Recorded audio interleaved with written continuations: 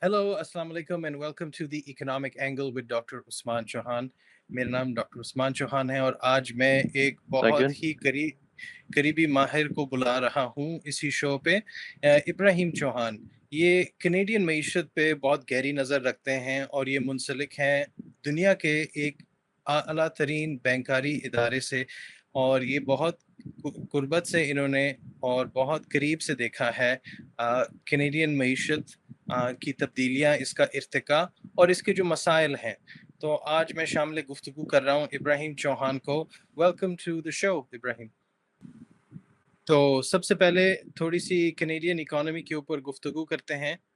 I want to cover a little bit about what the Canadian economy was like when you first came to Canada, how it has changed since then, and why this is happening a little bit. We'll go into the detail of why, but what was it like and what is it like now?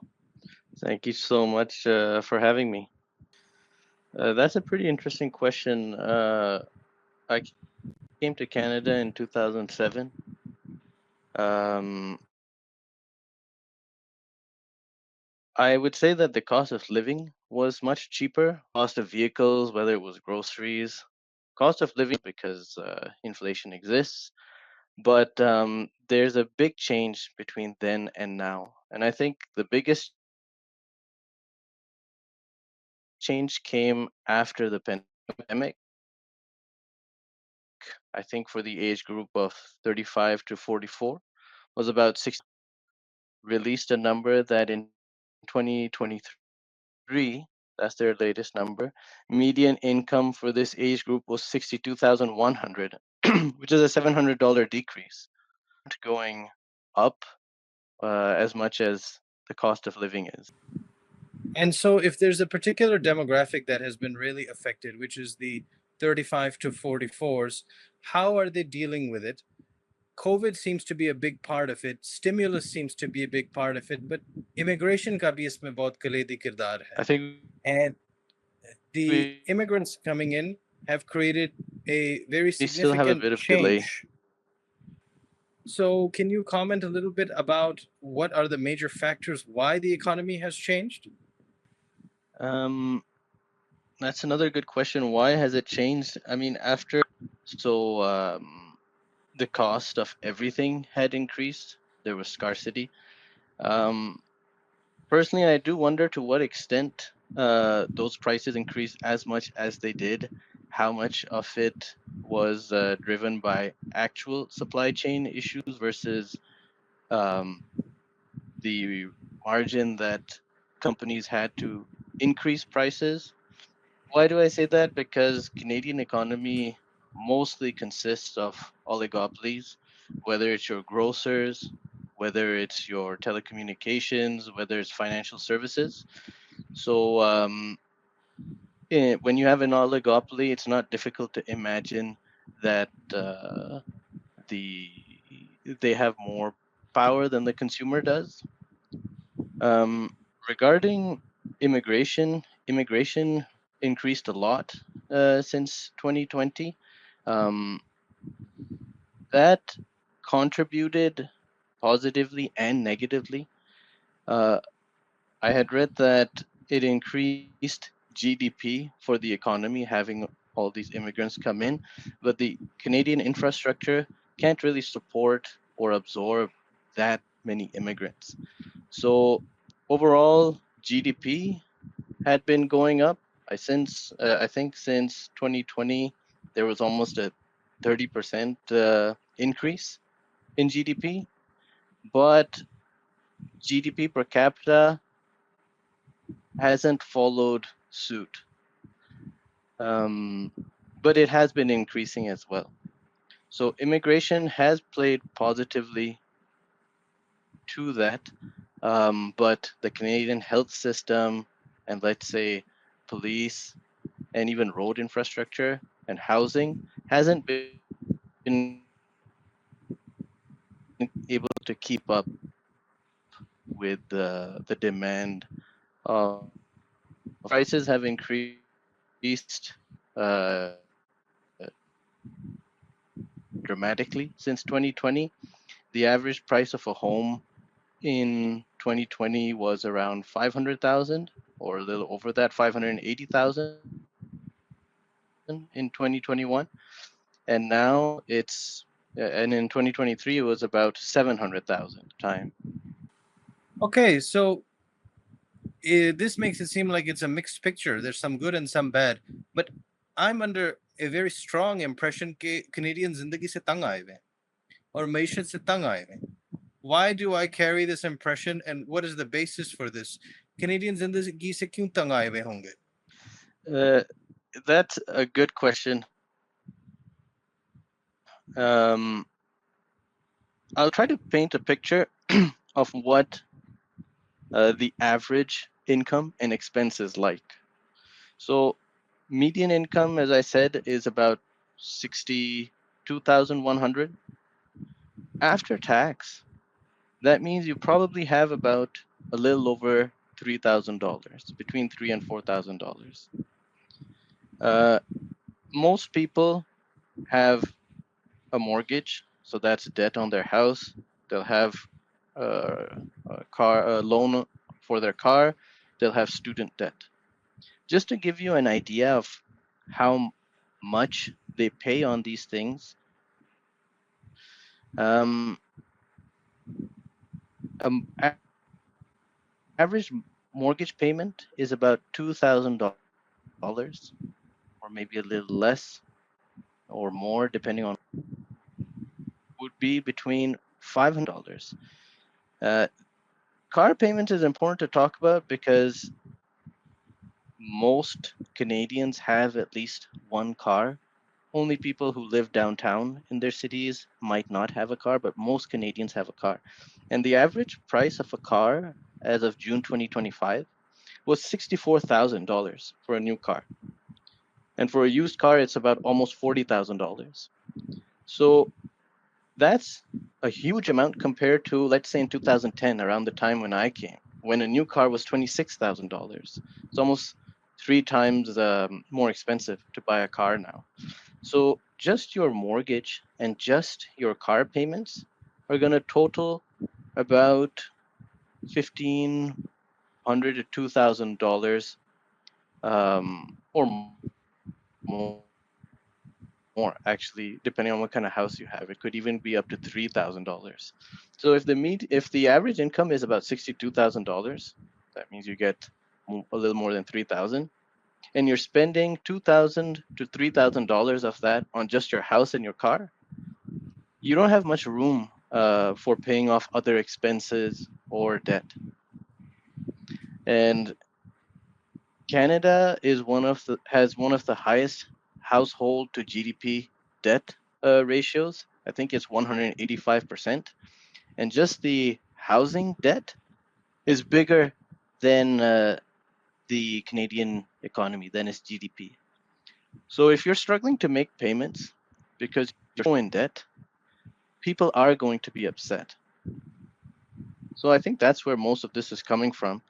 Um, a lot of people do think it's because of immigration as well. I think immigration is impacting more the quality of life, in the sense that you have more people that need to access the same healthcare. You have more people that are trying to buy the same houses, so it's increasing that. So that's why I think people are getting upset with the immigration policies, and that's why Canadians in general are upset, because they're way too in debt and everything, as I said, costs too much. Okay, I think that's a good summary. Now, there's two hypotheses that I've come across. दो मफरूजात हैं इसके ऊपर. पहला तो ये है जिसकी थोड़ी सी निशानदेही की आपने, which is the oligopolistic structure of the market. So there's these big fat monopolies, the Rogers, the Tellus, all these crappy companies the world has never heard of but are big in Canada. वो एक है, because then consumers get a very bad deal. But the other thing is the generational impact. So boomers. So boomers have three objectives, and that's why they need this demand to exist, which is driving everything off the wall. The first thing they need is for the immigrants to come in and pay taxes. to fund the nanny state they are growing up in as they themselves age. The second is they need their pensions to keep coming in True. because they are acquisitive by nature. And so they want to acquire more and more, and the pension is because there's inequality in Canada too. Not every boomer is rich. The ones that aren't need that pension, and this has to be funded through new entrants into the workforce and reduce the dependency ratio of old to young. And the third thing is their biggest asset is their houses. They're the ones who own the houses. And so if people come in and keep raising the prices, bid higher for each auction of household stock, then they feel richer, become richer. So the problem is generational, and it's the boomers, particularly white boomers in Canada, who are driving this immigration because they're close to dying. They're in the later stage of life. They don't care what Canada would look like after they're gone, whether it's white, whether it's black. They just want to feel rich while they're still around. What is your view of these two hypotheses? Uh, I think there's definitely some truth to it. I'll start with the housing part. Um, you're right. Most people that own housing are boomers, but there's more to housing than just the boomers. In fact, the housing market is always against the buyer now. Why? Because the real estate agent of the buyer is going to earn a commission. Same thing with the agent of the seller. The seller is going to earn money from selling their house. Lenders want to loan bigger amounts because they'll earn more interest. So every actor in this market, apart from the buyer, wants the prices of houses to increase. So the buyer's at a big disadvantage. So you're right when it comes to boomers, but it's not just boomers, it's everybody other than the buyer.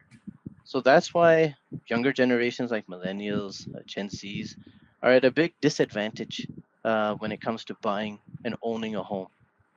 And for a lot of people, it's not realistic anymore to be able to afford to own a home. Uh, when it comes to pensions, you're right, it's an aging population. And so the pensions need to be funded by new taxpayers. I think immigration helps with that you have more people come in, more people are going to pay income tax. But if your average income is not increasing,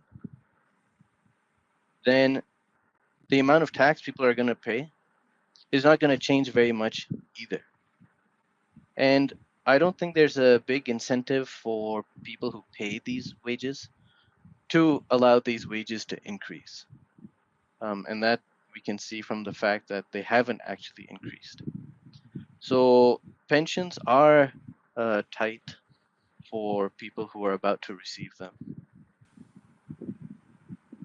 So now it seems like the situation is this: there is a dependency on debt. Household debt is double the GDP.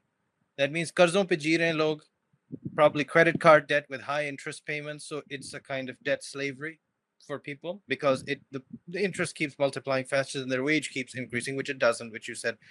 Maybe in real terms, because inflation is high, real wages are actually lower than before.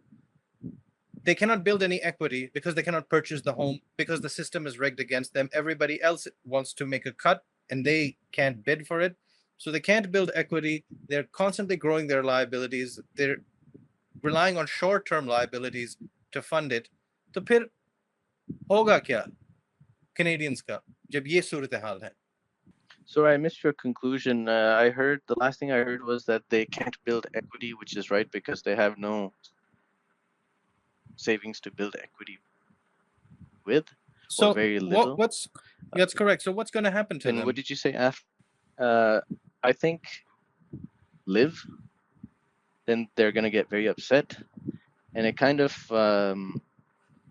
creates a dangerous situation. I'm not saying people are going to start rioting on the streets because Canadians as a people are quite